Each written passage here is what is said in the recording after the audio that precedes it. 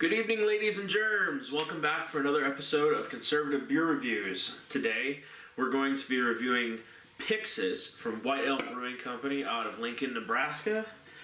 A lovely brewery poured into the White Elm Willie Beecher glass that I also got from the brewery. These guys are pretty awesome. I'm always a little skeptical about new breweries until they can impress me, and that's just kind of like how I am, because there's so many breweries out there that you get a lot of mediocre product, and there's only a few breweries out there that kind of rise above the mediocre and really kind of shine, and White Elm is one of those breweries, in my opinion. Time and time again, beers that I've had from White Elm have impressed the heck out of me. So I always try to plug them when I can. They're one of Nebraska's best breweries. And if you get the distribution in your area, great. If you don't, try to find it. If you're ever on vacation in Nebraska or South Dakota, they might do Minnesota and Iowa. Maybe not yet, but I do know for sure South Dakota and Nebraska, they have distribution. And their brewery-only stuff, just amazing. Some of their barrel-aged stouts are just fantastic. So, in fact, that's what turned me on to them in the first place. So I've never had this beer before. This hit market this summer. I want to say around April or May. So that's not summer, I guess. Spring, I should say. It hit market. But it seems to be pointed at summer weather. So it's a citrus vanilla ale. I'm not sure what that is style-wise. Like, aka, is it a cream ale? Is it a Kolsch? Is it a pale ale in disguise? What is it? I guess we're going to find out. So on the back, it says, inspired by Nights at the Sea, Pyxis blends hibiscus, lime, and vanilla additions to a light and effervescent Belgian style ale. There we go. The cure for landlocked sailors everywhere.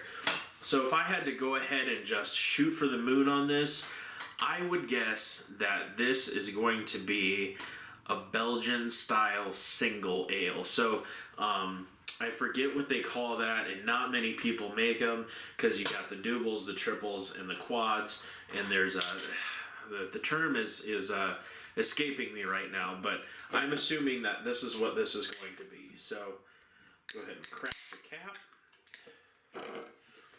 The tab. Ooh. This is certainly different than I expected. That would be the hibiscus talking. Wow.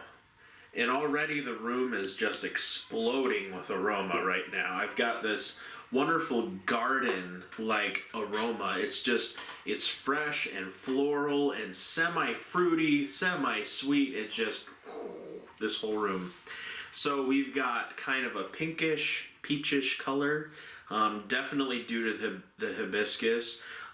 We've got about probably half a finger of pinkish, whitish head, and it is pretty much fully opaque. You can maybe see the shadow of my fingers through there. So let's go ahead and smell it. And once again, White Elm is amazing me. This is great. Definitely getting the citrus and the lime zest on the aroma with hints of hibiscus, floral notes like rose petals and such. And orange peel, just a little bit of orange peel. And just a very, very faint touch of vanilla bean. This is going to be good. I'm pretty impressed already.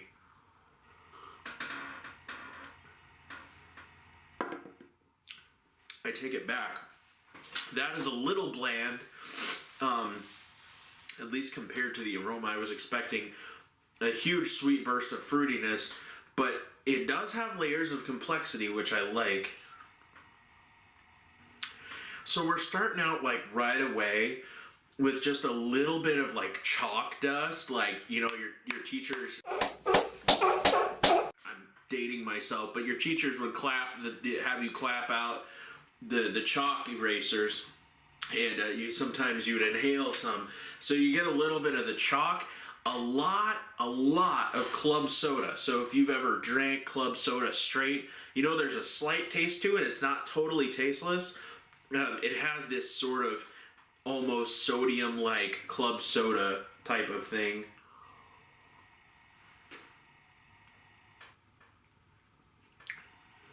With a hint of peach and hibiscus. The peach could be throwing me, that could be citrus. Just a little bit of bread dough.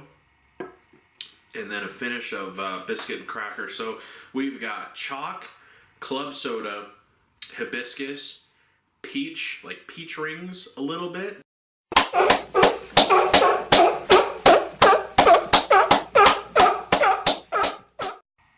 The feel,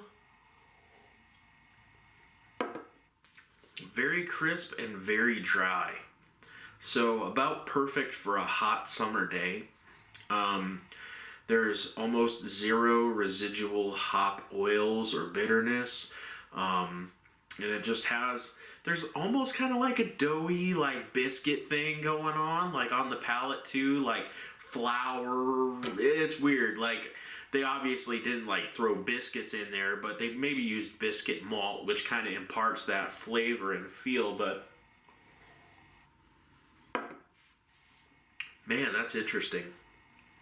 Yeah, but it's crisp and it's just dry, super dry. It's like a champagne almost. So final thoughts. I really love the appearance on this. Even though there's not much head retention or that much head to begin with, I love the color. It's kind of like cherry 7-Up meets iced tea in a glass. And it's kind of cool. The aroma blew me away. Sorry, the look, I'm going to give a 4. The aroma was really great, full of fruit, and was just fantastic. I'm going to give the aroma a 4.25. The feel wasn't quite up to par what I was expecting from the nose. I'm going to kind of dock that a little bit, 3.75. And the feel, so crisp and dry, really good. I'm going to land that about a 4. That's going to land us at a total of 3.95 out of 5. Just below the threshold of 4, but not far from it, so it's not that big of a deal. Come on, 0.5 points. I might as well give it a 4. It's pretty good. Yeah, if you get a chance to try this, you know, it might not be your thing. I would definitely try to pick up a single if you can. But if you're just looking for a good craft quencher for this summer, and you're not really a fan of Goza beers, and you're not really a fan of like Pilsners or any sour beers, this is a great place to start.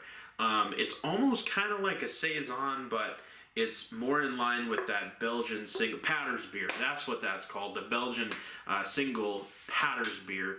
So it's kind of in line with that. So definitely another solid offering from White Elm. So yeah, that's all we have today. Drink your guns, folks. That's what I was gonna say. Eat meat, keep your guns, drink your guns, eat good beer. Cheers.